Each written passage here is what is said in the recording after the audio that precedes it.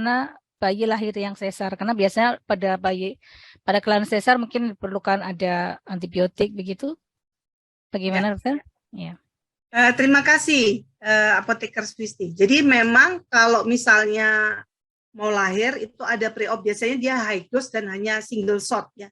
Beda dengan misalnya si ibu sering sakit, kemudian beberapa kali mendapatkan antibiotik ya, terutama sebelum melahirkan, sehingga dia harus meminum antibiotik dalam jangka waktu lama. Nah, ini yang akan mempengaruhi bukan pada saluran cerna bayi lahirnya saja, tapi juga mempengaruhi pada bayi yang akan dilahirkan. Jadi bisa terjadi, misalnya tadi sudah saya sebutkan ya, adanya prematuritas. Itu bisa dipengaruhi pada antibiotik yang terus-menerus diminum dalam jangka waktu lama, kemudian terhadap saluran cernanya si ibu, ya, dan menimbulkan efek samping prematuritas, kemudian bayinya lahirnya kecil atau bayinya lahirnya terlalu besar, bahkan bisa mengaruhi terjadinya gestasional diabetes. Jadi tapi kalau misalnya baru mau melahirkan, mau SC, kemudian diberikan injeksi, tidak ada pengaruh terhadap si bayi. Oke, demikian ya Apoteker Swisti ya jawabannya. Saya kira mudah-mudahan bisa diterima. Masih ada banyak pertanyaan nih dokter. Saya lanjutkan ya. Ada pertanyaan dari Apoteker Andrian Kristianto menanyakan bahwa dokter tadi sempat dibahas tentang pengaruh faktor lingkungan terhadap sistem imun. Ada di antaranya adalah faktor paparan hewan. Sementara pada hewan kucing atau burung itu biasanya kan ada kayak tokso ya dok, ada kayak toksoplasma begitu. Jadi bagaimana ya dok? Apakah tetap aman bagi imun tubuh atau seperti apa? Monggo, mungkin dokter. kalau burung nggak ada itu ya. Terima kasih Prof. Kucing ya biasanya ya dok. Nggak ada vaksinnya. Tapi kalau yang kayak bisa diperiksakan dah untuk apakah dia mengandung tokso apa enggak. Kalau misalnya untuk saya jangan memelihara kucing yang itu. Jadi memang tidak semua kucing itu bisa menimbulkan penyakit tokso. Ada beberapa yang bisa memang ada toksonya. Tapi kalau misalnya saya punya kucing 2. Dan saya cium-cium kayak nggak salah. Tergantung perawatannya juga ya dok ya. Apakah Perawatan bersih, kucingnya di juga. grooming seperti itu ya. Ya. Dan mungkin untuk ibunya sendiri mungkin perlu sebelum ada merencanakan kelahiran seringkali ada perlu dites dulu ya dok. Kadang-kadang kan misalnya kita bisa periksa dulu IgG, IgM-nya misalnya kan. Kadang-kadang kalau pemeriksaan TORS itu sebelum rencana melahirkan biasanya gitu.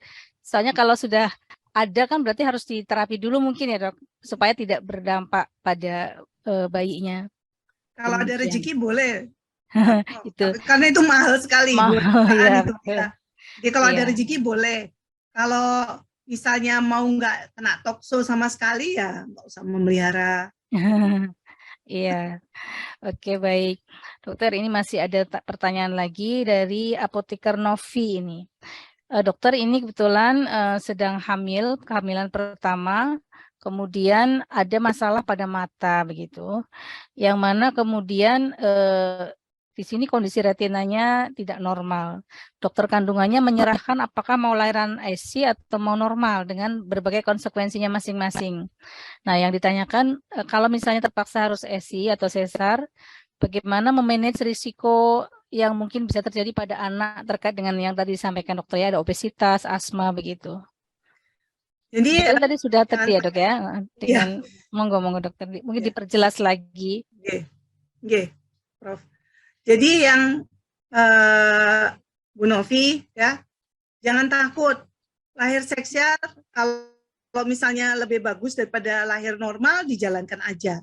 Nanti sebelum melahirkan sesar itu ada penelitian yang menyatakan bahwa ibu-ibu yang mengkonsumsi probiotik selama antara usia 7 bulan sampai 9 bulan ya itu dibandingkan dengan bayi yang dilahirkan sesar tapi tidak mendapatkan probiotik. Ternyata lebih bagus dan lebih tinggi terjadinya kelahiran yang sesar itu yang resiko terjadinya alergi pada bayi-bayi yang dilahirkan secara sesar dan ibunya mendapatkan probiotik usia 7 bulan sampai 9 bulan.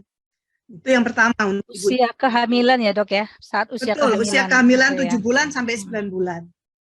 Yang kedua yaitu pada anak yang dilahirkan secara sesar mungkin Ibu bisa memberikan suplementasi daripada simbiotik, atau yang kedua, ini yang sangat penting ya. Jadi justru ini yang pertama harusnya. Anak yang dilahirkan sesar sebaiknya ASI. Karena di ASI ini sudah ada probiotiknya. Probiotik, prebiotik itu sudah ada di ASI. Jadi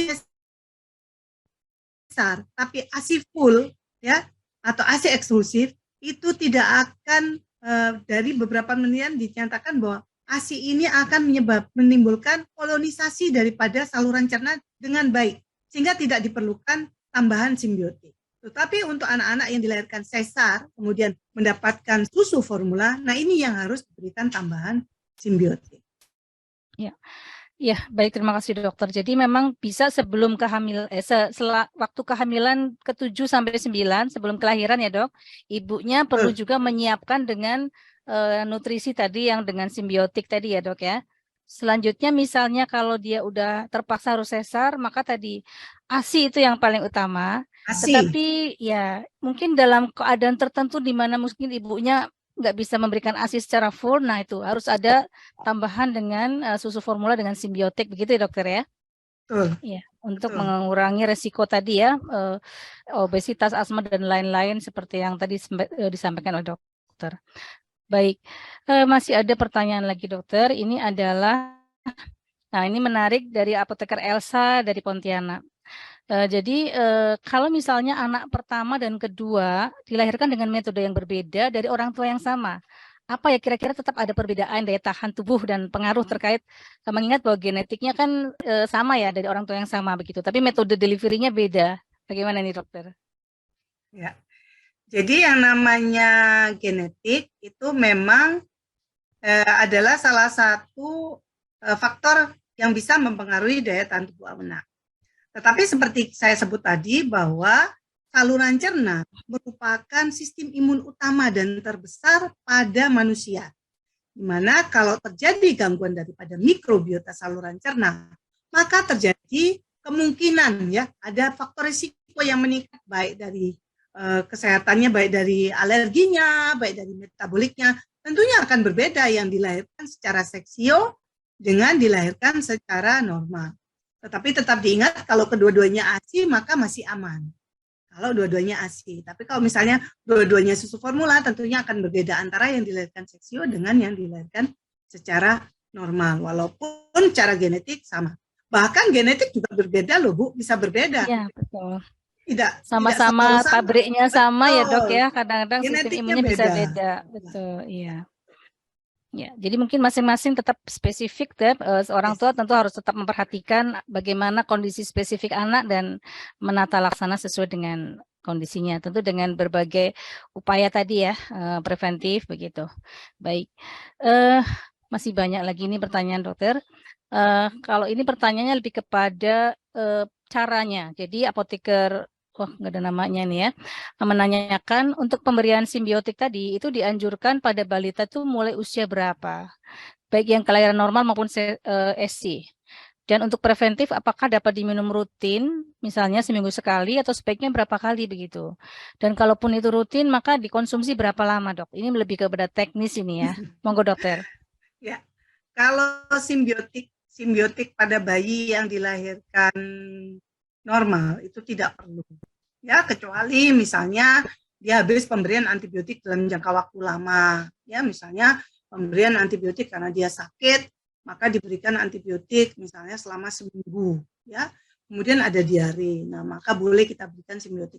Tapi kalau nggak ada masalah, nggak usah ngasih simbiotik. Nggak ada perlunya. Nggak harus ya. Ya, kemudian preventif itu nggak perlu.